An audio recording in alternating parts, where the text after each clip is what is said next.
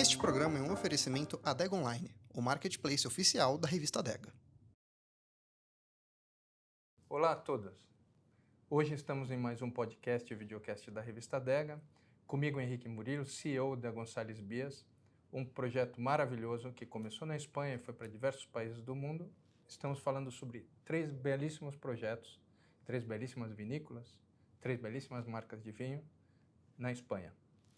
Por lo bien y por lo mal, la cultura del vino está consolidada en una clase social, cultural. ¿Qué te permite esa? Sí, ojalá estuviéramos en todo, pero no, el vino por ahora no es eso. No está tan democratizado, entre comillas. No, y no creo que estará por cuenta, como ven, los precios inviabilizan mucho de Me he sorprendido, lo he comparado con precios de México, Colombia, y que la tasa impositiva hace muy difícil a una clase media acceder a ciertos productos. Sí, eso es muy difícil. Y si usted ha visitado, por ejemplo, las cadenas de supermercados acá y mira los vinos y empiezan a 69 reales, que serían 15 dólares. Por 15 dólares en España te llevas, después lleva un Rioja Gran Reserva. Eso. Muy bueno. Sí. Entonces es fácil que la gente joven o una clase media baja acceda al vino como artículo más cotidiano, no de lujo. Aquí es un artículo de lujo. Aquí, infelizmente. Entonces, hay mucha gana de conocer, de saber. Hay un tema que es un tema económico, pero también un tema sociocultural, que personas que tienen plata, que gustarían de acceder a eso, se sienten inhibidos por ausencia de cultura. Entonces, nosotros hacemos 2 seminarios al año de trade para el mercado de vino, con Adega Ideal. Y en los últimos 3 seminarios se habló mucho del tema de la cultura del vino, de introducir el vino a las personas, enseñarles conceptos de vino para que puedan disfrutar sin sentirse que sufrirán un prejuicio, ser menores por hablar una cosa equivocada o algo así. Pero curiosamente en ese mismo estudio que hicimos en septiembre, una de las preguntas era, ¿tienes hijos con más de 18 años? ¿Toman vino con usted? ¿Toman vino solo o no toman vino? 55% no tenían hijos con más de 18 años. Pero de los 45%, como que 40% tenían hijos que tomaban vino con ellos, 35% tenían hijos que tomaban vino solo y los 20 restantes no tomaban vino. Entonces creo que hoy tenemos la sorpresa de tener una segunda generación que está a ser educada en vinos, pero no en las escuelas necesariamente, también en las escuelas, pero están a ser educados en casa. Entonces, tengo un hijo de 19 años. Para él sabe si le gusta Cabernet Sauvignon, si prefiere Bordeaux, Borgoña. Quizá no tenga la plata para consumir los vinos que consume en casa. Ya la tendrá. Sí, pero empieza a hacer. Piotr mismo, su padre es un gran periodista brasileño que encanta vino, entonces él también lo sabe. Entonces, creo que hay un member get member a ocurrir en casa. El hecho de tomarlo en casa significa que el vino, no eres un bebedor funcional buscando el alcohol. Sí. El vino es un alimento que sirve para compartir tus buenos momentos, es una reunión de familia. Entonces, esa llegada al alcohol es más sana, no es una llegada evasiva, es una llegada de convivencia. Entonces, nosotros hicimos un estudio también en Jerez y por qué el Jerez se había perdido algunas zonas. Y nos dimos cuenta que en la zona de Jerez y alrededores la gente descubrió el Jerez en casa. Sus padres daban una copa en una celebración y era todo mucho más sano que en otras partes de Andalucía, del sur de España, donde conocían el Jerez en las ferias, que era la bebida que tomaban para ponerse contentos con los amigos. Claro, ¿dónde te salían consumidores reales con conocimiento? Los de la casa. Entonces eran bebedores ocasionales buscando un poco, te lo puede dar el Jerez, un whisky con Coca-Cola, ¿no? Sí. Se ha perdido, yo creo que en España en muchos sitios, la educación al mundo del vino y otras cosas que antes se hacía en casa, ¿no? Te daban una copa, te explicaban y ahora... ¿no? Y ahora, ¿cómo ves Jerez? Jerez es una categoría que está en reintroducción al mundo, ¿no? Mire, yo llevo en la compañía 13 años. Cuando entré, recuerdo que el director financiero, el que yo sustituía, en aquella época me dedicaba a un mundo más aburrido, el de las finanzas, claro, me enseñó un pico de ventas en el año 72, era cuando había nacido yo. Joder. Yo también. ¿Qué vamos a hacer? Pero la realidad es que en estos últimos 13 años Jerez se está redescubriendo, renovando, en el sentido de que antes era unos vinos más fáciles de beber, los mayoritarios que iban a mercados europeos a bajo precio. Y yo creo que Jerez tiene grandes joyas que están empezando a salir y a conocerse por un público más especializado, eso es verdad. No hemos dado el paso a lo que sería el consumidor final, pero ya hemos dado el escalón que yo creo es más difícil, ¿no? Tú antes decías lo de, o sea, hay muchos sommeliers, mucho periodista que vuelve a descubrir el Jerez, sus amontillados, sus palos cortados, son vinos de 10, 20, 30 años que se expresan de una manera distinta, que se toman en momentos distintos, ¿no? Entonces, ese ansia que tiene el consumidor de tener una experiencia distinta, yo creo que Jerez ahí tiene un hueco. A lo mejor en un futuro no serán los volúmenes del siglo pasado, pero seguramente en valor será mucho más, ¿no? Yo creo que no, si el Jerez empieza a no perder su esencia, yo creo que tiene una oportunidad fantástica. Se están haciendo cosas nuevas. Durante una época todo se homogenizaba, todo era un trabajo de bodega. Decía un poco de tiza, ¿no? Pero de unos años para acá el suelo, el terroir también es importante, ¿no? En la incidencia del Jerez, ¿no? ¿Y usted logra tener ese tipo de concepto en una marca tan poderosa y grande como Tío Pepe? Durante muchos años Tío Pepe ha sido una marca que estaba por encima del producto, porque es una imagen que rápidamente la gente asocia a España. Creo que fue la primera marca registrada que hubo en España, ¿no? Increíble. De hecho, hubo que ir a registrarla, creo que a Londres, porque no teníamos ni oficina de patentes, ¿no?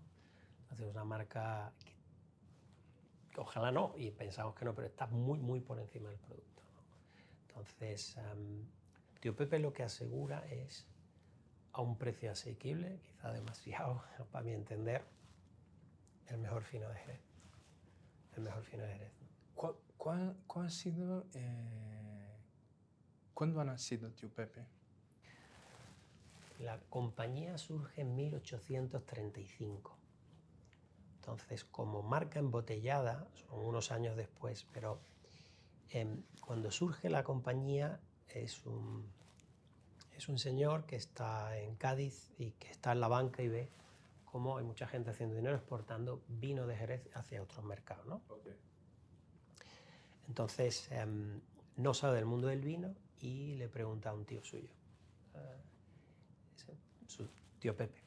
Entonces, desde el principio, este tío suyo le pide un poco, le ayuda al mundo del vino, pero lo lleva hacia un vino pálido, hacia un vino, el fino, básicamente, ¿no? Entonces, la marca como nombre registrado pues tendrá 100 y pico, pero casi desde el principio de la bodega, aunque no se vendiera en botella y se vendiera en botas de Jerez, sí, que son botas más grandes, prácticamente el Tío Pepe existe en esencia, ¿no? O sea, que podemos decir que más de 160, 150 años. Y es una gran responsabilidad conducir una marca con esta potencia y esa historia, ¿no? Yo creo que todos los que trabajamos en una compañía que tiene casi 200 años somos muy conscientes de que somos una pequeña parte del muro, un ladrillo de un edificio. Que sí, que todos los ladrillos son importantes, ¿no? Pero pues tú eres consciente de que la marca en sí o la compañía trasciende la actividad de personas individuales, ¿no? Y sí. Yo creo que las empresas familiares, a los ejecutivos también nos reportan este tipo de cosas, un sentido de pertenencia, ¿no? Ser un poco accionista emocional. El dividendo te llega de otra manera, ¿no? Sí, sí. Y hay también, creo que en las grandes bodegas familiares hay un senso de tiempo distinto de los puro corporativos, ¿no?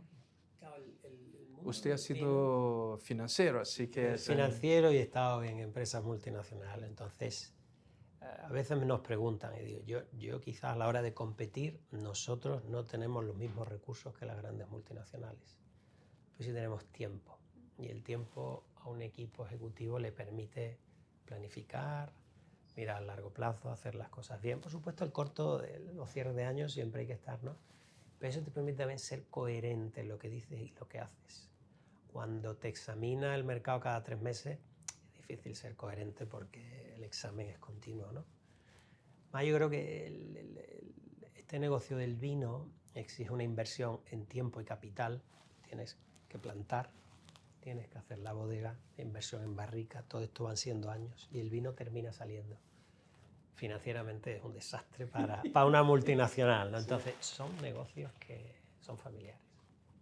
La mayor barrera de entrada para esas empresas multinacionales es que el capital invertido en un destilado da más vueltas en el tiempo que yo tengo el vino esperando, ¿no? Sí. Dominic Symington dice que es un negocio asset rich, cash poor. Totalmente. ¿No? Decían, ¿no?, que toda bodega es susceptible de mejora hasta la ruina total del propietario, ¿no? Y es verdad porque es un negocio que engancha, ¿no? Porque tú ves la tierra, tú tocas la uva, tú hueles la bodega, ¿no? Entonces, algún compañero decía, es un negocio al que se llega y que no te vas. Y es verdad, estás a 13 años. Llevo 13 años, sí. Y Y no me he ido. Sí. Estamos a 19 y te digo, y cuando empecé me hablaban, sí, pero el mercado de vino es diferente. Y yo venía del business puro y pensaba, no, todos los mercados son iguales. Esos tipos quieren valorizar su propio feudo. Pero después, con el tiempo, uno descubre que sí, es diferente. Sí. ¿No? Mira, yo hace poco estuve haciendo el típico curso y varios de los profesores usan la típica foto de un señor enfrente de un lineal de vino, ¿no?, de una estantería, como el mayor pain point de un consumidor. ¿Qué hago? Y que no se note que no tengo ni idea, ¿no? Es verdad que decimos mucho que el vino es diferente y en parte lo es, porque cuando estás en una estantería y eres una marca de ron, compites con 3 o 4 marcas más. De alguna manera te puedes hacer tu hueco. O le hablas al consumidor y algún trozo de tarta te toca coger. Pero cuando compites con 1000 etiquetas, diferentes varietales, diferentes países, diferentes rangos de precio, es difícil enganchar en los 5, 10, 15 segundos de toma de decisión que tiene el consumidor, ¿no? Porque todas tienen buenas etiquetas, bonitas, muchas tienen premios, es decir, la verdad que es un sector también elegante en el sentido de que todos somos muy conscientes que es muy difícil vender el vino, con lo cual máximo respeto a la competencia. Sí. Pero es verdad que es complicado. A veces es culpa nuestra, ¿eh? Tenemos que hacer más sencillo para esos nuevos consumidores el acceso. En mi opinión, cuando empezamos la revista, mi equipo decía, bueno, nuestra misión es popularizar el consumo de vino en Brasil. Mi visión nunca ha sido eso. Mi visión era diseminar el consumo de vino en Brasil. Porque una super simplificación es una comoditización. Destruye el valor. Estoy totalmente de acuerdo. Y destruye lo que es especial en el vino, es que justamente que el consumidor elija cosas distintas, comprenda lo que se pasa y encuentre algo, ¿no? Es un ser vivo y se expresa de manera diferente en contextos contextos diferentes. Yo creo que influye mucho en cómo nos encontremos, con quién nos encontremos en el momento del día. La botella puede ser la misma, pero no sabe igual, ¿no? Entonces, no, yo cuando te decía era animar a gente a descubrirlo, porque a veces cuando empiezas parece que si no sabes nada no puedes. Lo primero es que te guste. Y a partir de ahí, yo creo que cuando vas a una cata, a lo mejor no tienes el vocabulario para poner las palabras, Sí. pero te está expresando el vino lo mismo que al señor que sabe mucho que está al lado tuya, ¿no?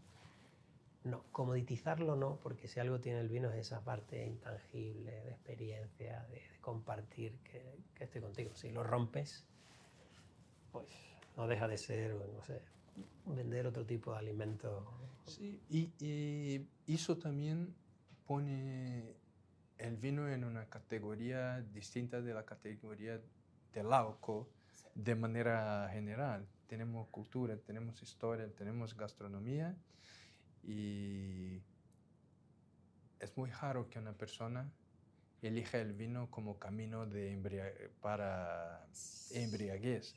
Hay alcoholes más eficientes, más efectivos para eso. El vino está conectado con otro lado, ¿no?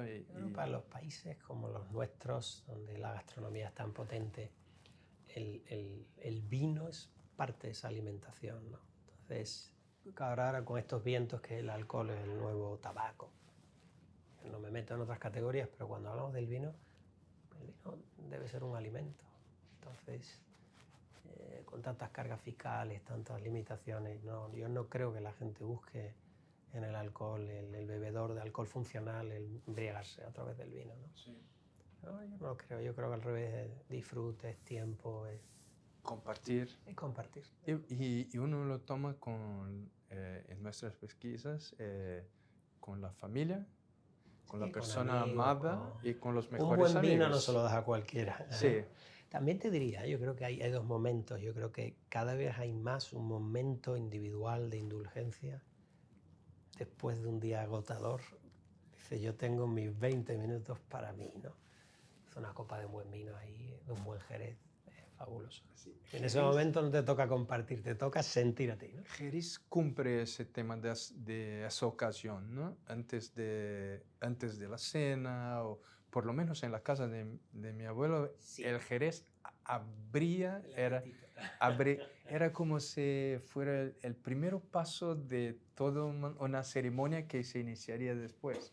Pero uno hacía con que un día normal se convirtiera en algo un poco más especial, ¿no? Históricamente se ha asociado también su consumo al aperitivo, a determinados momentos. Nosotros últimamente tratamos de hecho, se tomaba en catavinos, que era un vaso, o sea, es como especial. Sí. Últimamente luchamos en hacer un catavino más parecido a una botella, a un vaso de vino normal, sí. Vino blanco, porque tú te puedes tomar un Jerez y te puede acompañar durante toda una cena, sí. Una comida.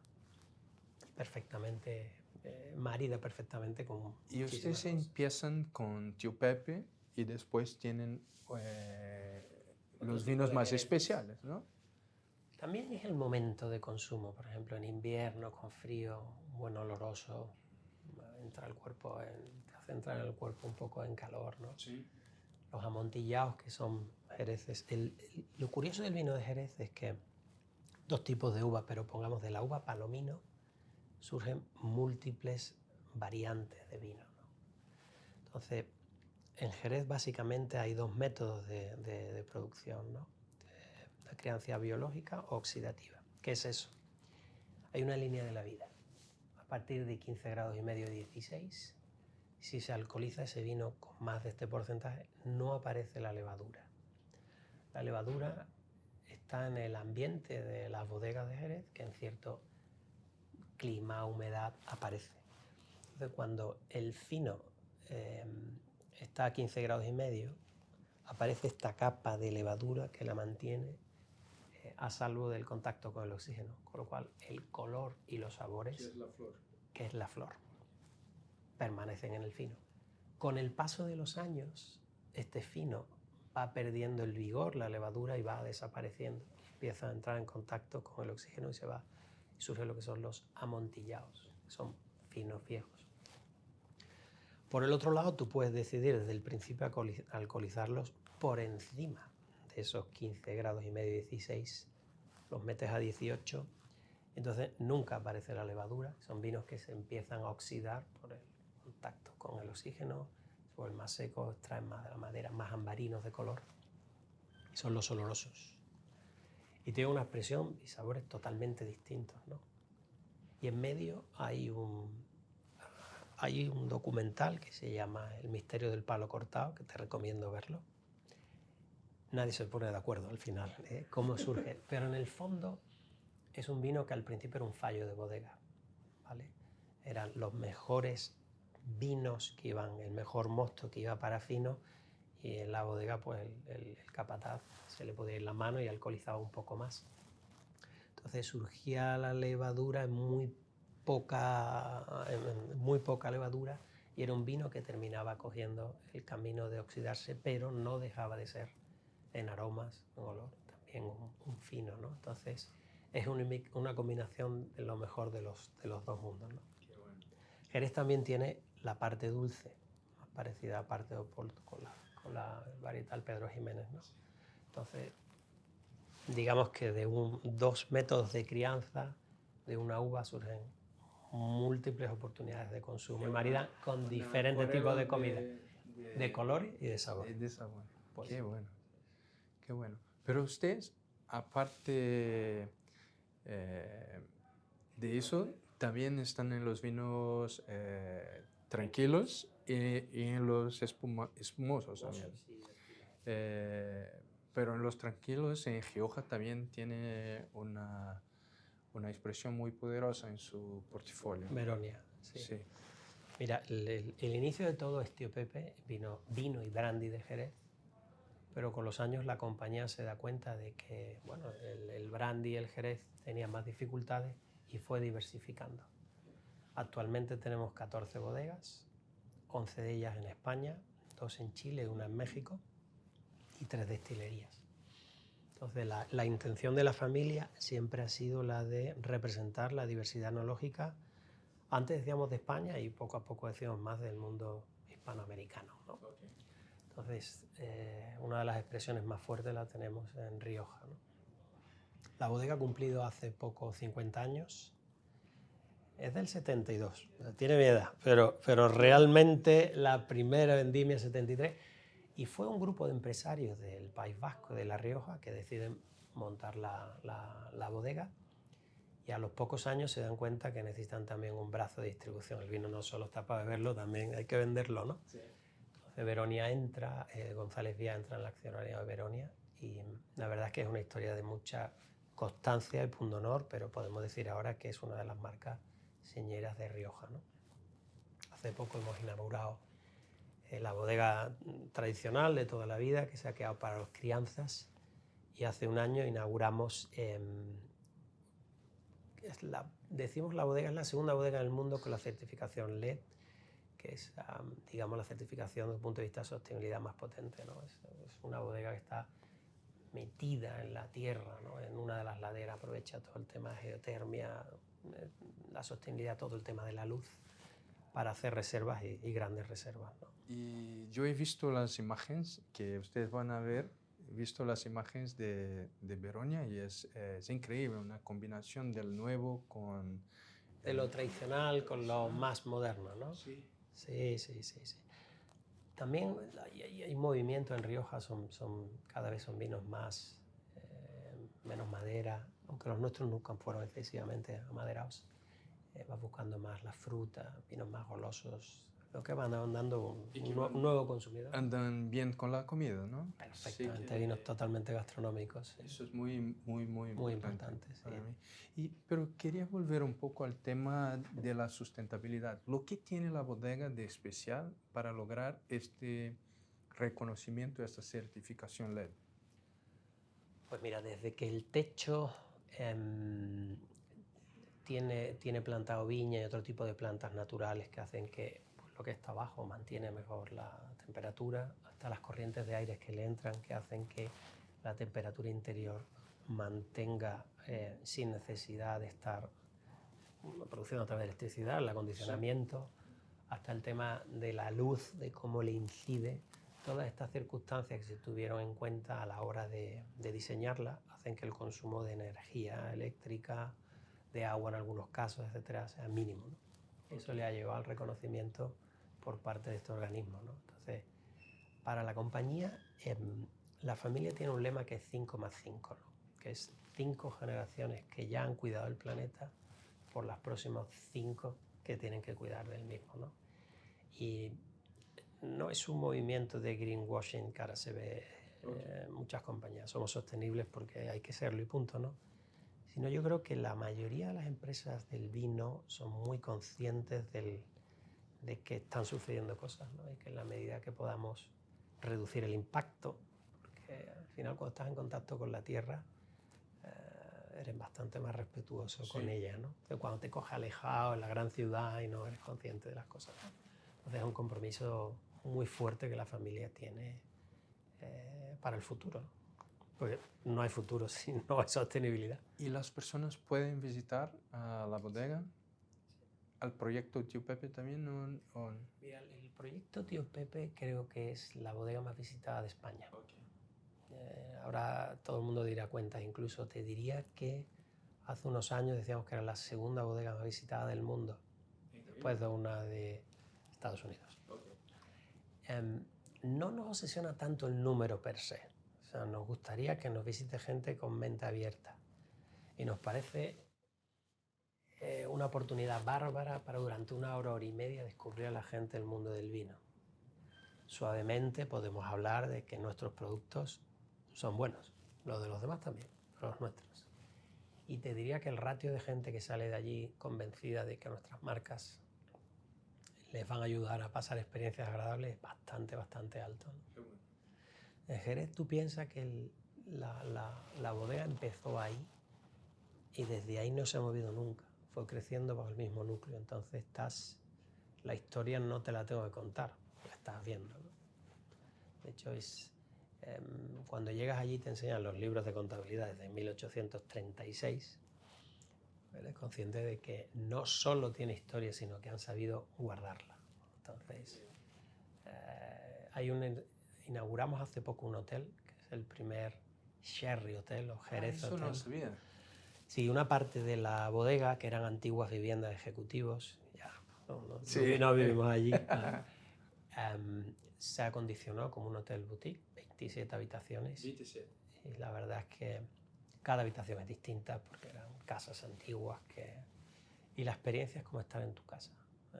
Y lo hicimos un poco, no pensando tanto en el turismo tercero, sino cuando traíamos gente a la bodega, clientes, pues periodistas, etcétera, la experiencia 360 se nos iba un poco porque no dormían en casa.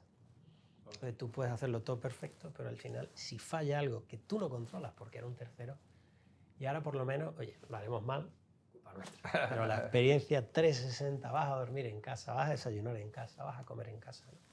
Entonces al final, por supuesto, está abierto al público y nos vamos a... Bueno, de hecho, se va a plantear una ampliación en 10 habitaciones nada más, porque no se quiere perder ese concepto privado de casa, no algo grande, no es por negocio, es por experiencia, ¿no? Sí, para profundarse a un nivel, Totalmente. una inversión. Vas a dormir casi entre las botas. Ah, qué bueno, qué bueno. ¿Y en Veronia también tiene la Tenemos la oportunidad? experiencia de hacer enoturismo, pero no tenemos hotel. Okay. Pero uno puede elegir, Puede ir, contactarnos. puede comer, puede hacer la visita. Sí. Hay restaurante. Se puede comer. Se puede comer. Sí. Ahí la bodega está en Ollauri, que está como a 5 o 6 kilómetros de Haro. Haro es un poco la capital del vino en La Rioja. Claro, es más difícil atraer cierto turismo hacia Veronia porque tienen que coger el coche. Sí. O sea, con eso nosotros tenemos que luchar y ser más auténticos, ¿no? Porque no es lo mismo el que está allí y ya visita las 4 o 5 históricas que están en el barrio de la estación, ¿no? Sí. Pero sí, la experiencia también de... Pero tampoco es tan lejos, ¿no? No, y merece la pena. Sí, qué bueno. Pero una cosa me encantó en lo que hablaba, que Veronia siempre ha hecho una visión del uso de madera distinto de la gran mayoría de sus vecinos, ¿no? ¿Y por qué crees que eligieron en un tiempo donde sería anti-fashion hacer vinos? La mezcla. Sí. Yo creo porque el enólogo Matías Calleja, que ya está cediendo los trastos a Alejandro López, otro magnífico enólogo que va a tener la casa, que ya la tiene, se dio cuenta en su día de que el mejor balance era coger el mejor de los dos mundos. Entonces, barrica francesa, barrica americana, lo que una cosa le aportaba, la otra pues también se lo balanceaba. Y hablas un poco del estilo de broma, el estilo Matías, ¿no? Sí. De tener esa doble función, ¿no? Y el líquido funcionó, y ha funcionado. Y ha funcionado también, pues ya no nos planteamos el cambio. Hay varietales especiales que se harán en un determinado tipo de barrica, pero nosotros quizás Rioja no fuimos una casa histórica, tenemos 50 años. Entonces cuando eso pasa, igual que nos pasó en la cava, y ya tienes que hacer cosas diferentes, ¿no? Tienes que ser innovador para hacerte tu sitio. Porque si me vas a decir que tienes el mismo precio, la misma calidad, la misma... No, pero es que yo además doy algo distinto, ¿no? Sí, y fue muy bien recibido eso, ¿no? ¿Y de pronto fue bien recibido o No, al principio sí, todo es fruto de tiempo. Okay. Lo que hemos hablado antes del tiempo y la constancia, seguramente Matías en una empresa que lo examinaran cada 3 meses no lo hubiera hecho, porque hubiera sido incomprendido, ¿no? Sí, y creo que al principio las empresas que osan pueden pasar por algún tipo de prejuicio, no tanto por el consumidor, pero por la cadena de distribución, ¿no? Sí. Sí. Entretenido. Las cosas hay que explicarlas y al final tus partners, toda esa cadena de distribución tiene que entenderlo, ¿no? Y con esa visión del largo sí te permite hacer este tipo de cosas. Bueno, por felicidad el vino habla también, ¿no? Entonces Sí. ayuda. Sí, ahora ya es más fácil cuando alguien viene con una idea, ¿no? En Meronia decir, pues venga, vamos para adelante, ¿no? De hecho, ha sido una inversión bastante importante esta segunda bodega, pero bueno, la compañía siempre tuvo claro que la marca merecía la inversión, ¿no? Qué bueno, qué bueno. Y después tenemos la cava, ¿no? Vilarnau es una cava que está en Sant Sadurní también. Es un sitio, para mí es de los entornos naturales más bonitos, porque está en medio de las montañas, está rodeado de viñedo, tiene un lago con una cascada que cae otro lago, todo pegado. Entonces cuando allí te hablan de naturaleza o sostenibilidad, tú ya te has dado cuenta, ¿no?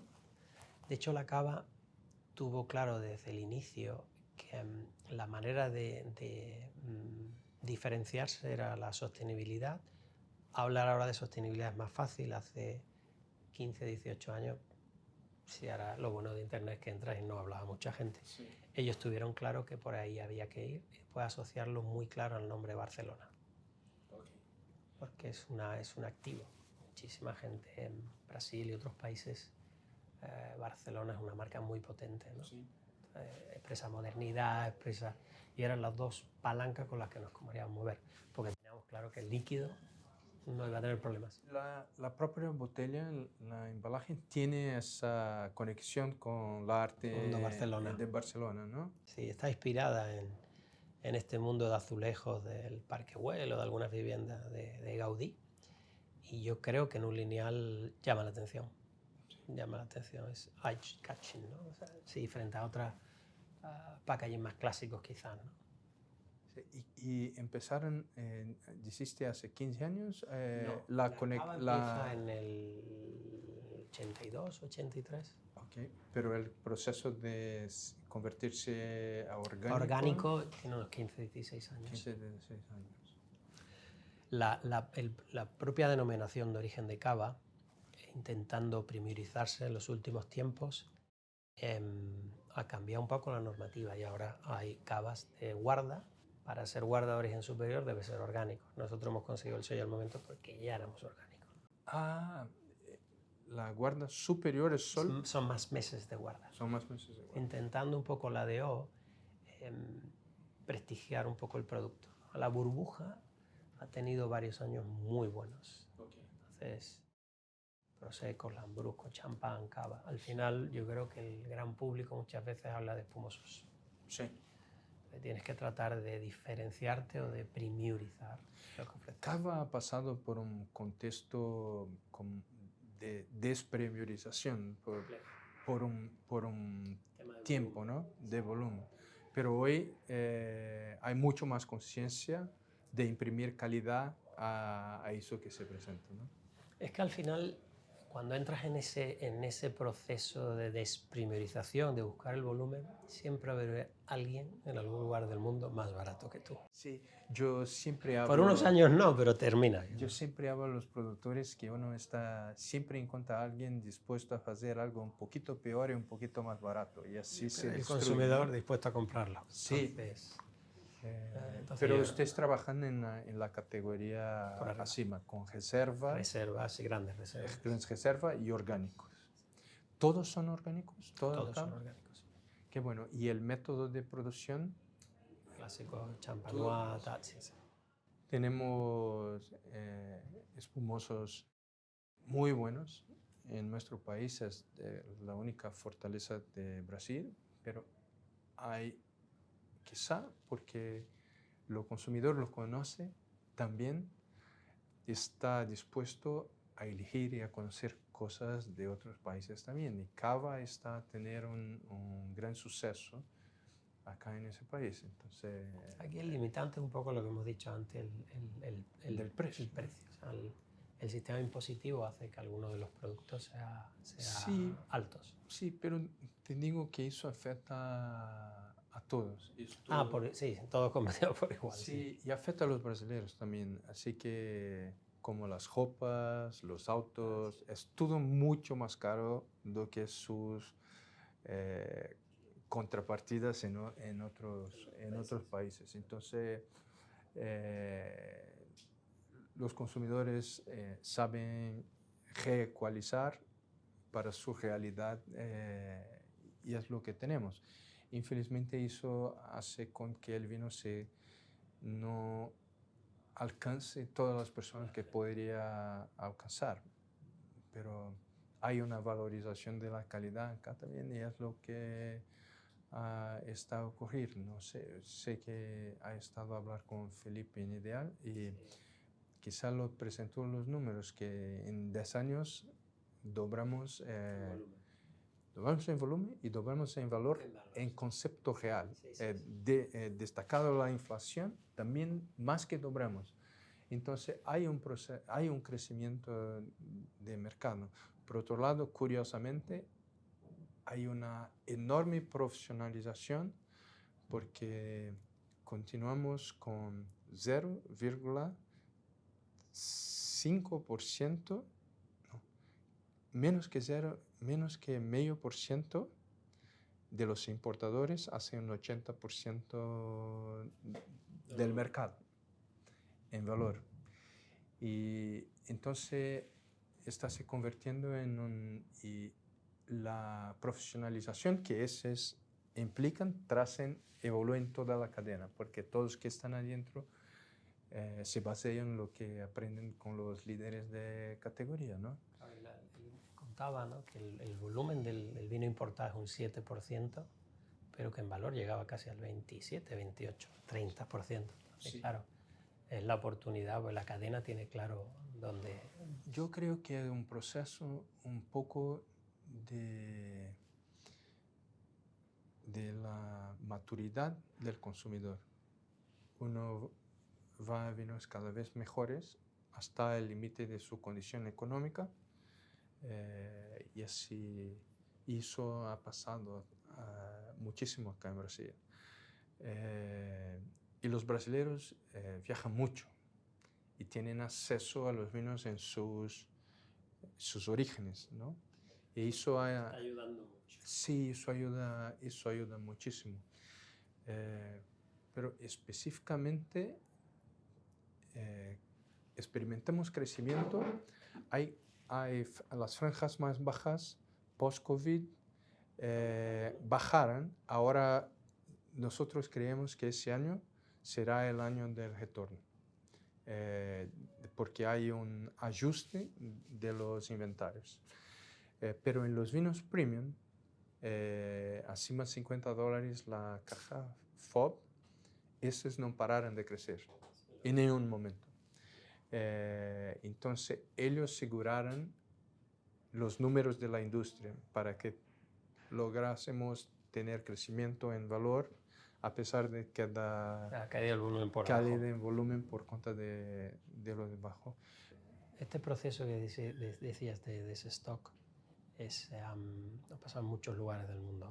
Creo que después del COVID, ese ansia de recuperar la normalidad, unido a que tipos de interés, la inflación sube, el consumo se apega un poco, hemos visto en otros países del mundo que nuestros distribuidores han tenido que digerir un poco ese stock que se acumuló a finales del 21, principios del 22. Sí, y hay un otro tema entretenido acá, que fue el ingreso de los supermercados, los grandes varejos, como players de importación.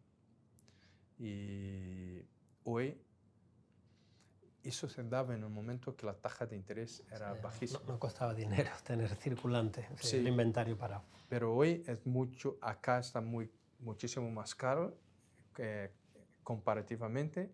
Entonces, decidieron cambiar un poco su estrategia, disminuir el número de importación directa y asesorarse de los estoques de los distribuidores, importadores, distribuidores. Y todo ese proceso ha pasado por no ha sido tranquilo, porque durante un tiempo el manejo de la categoría vino ha sido hecho por los CFOs y no por los tipos de vino. Entonces decía, bueno, tengo que comprar más de este vino que ha acabado. No, tiene mucho estoque de aquel. El consumidor, precisamente por esto, se ha acabado. Se ha acabado. Pero de cómo el tema económico se quedó tan importante, el tema financiero se quedó tan importante, el CFO... siempre cogen más poder en esta época de crisis. Sí, es lo que hicieron. Pero después de un tiempo, y al año pasado, al final del primer trimestre, ya sabíamos que los supermercados estaban a volver a repor los productos que tenían giro y empezaron un movimiento de rediseño de su portafolio. Y entonces ahora sabemos que está todo mucho más organizado. Para que tengas una idea, tenemos muchas parcerías, y una de las parcerías de compañías de datos apuntaba como una caída en los supermercados de 0,5 hasta septiembre del año pasado, 0,5 en checkout. Pero el consumo de vino. De vino. Y había una caída del sell-in para supermercados de 3,5 durante todo el año. Y eso era el inventario. Era el inventario, ¿no? Y ahora está normalizado.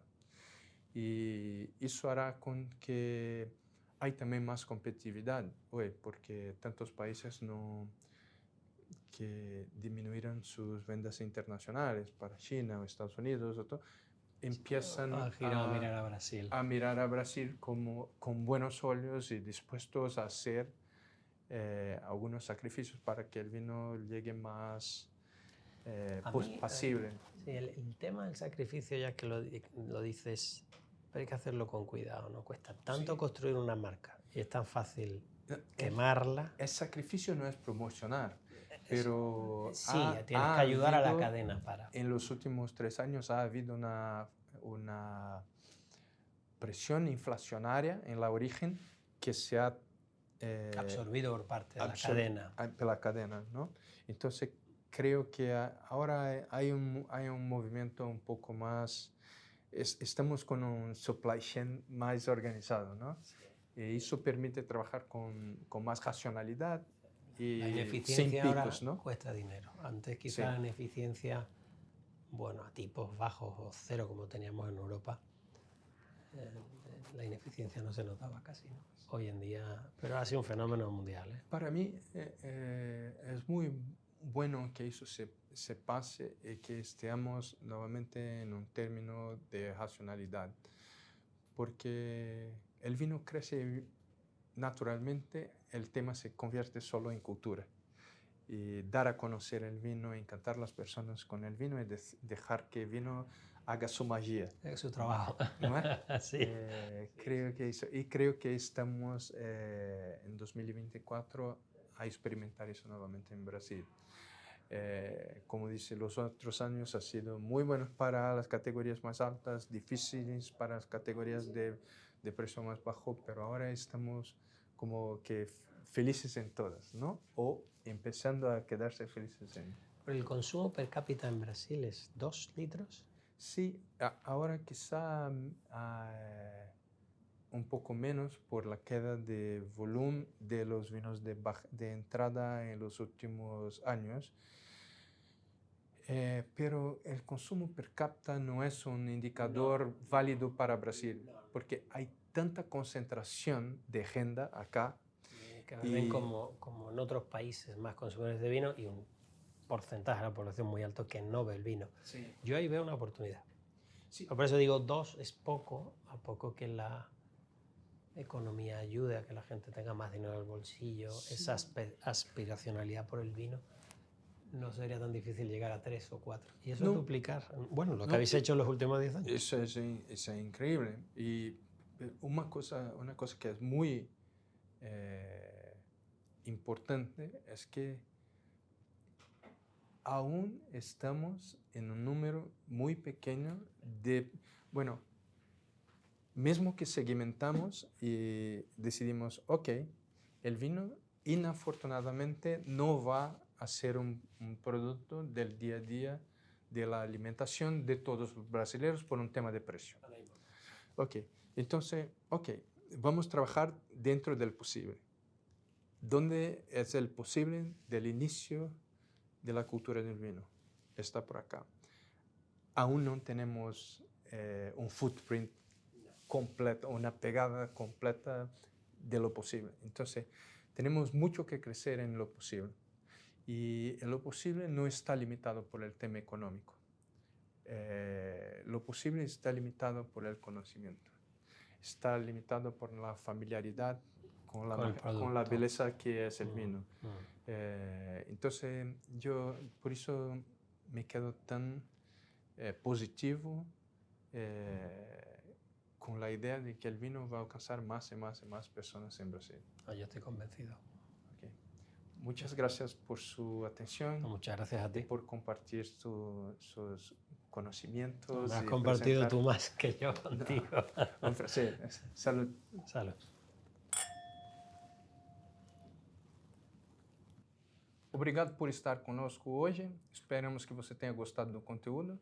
Se gostou, inscreva-se no canal, dê um joinha e ajude a gente a engajar mais e mais pessoas na magia do vinho. Saúde! Este programa é um oferecimento Adega Online, o marketplace oficial da revista Adega.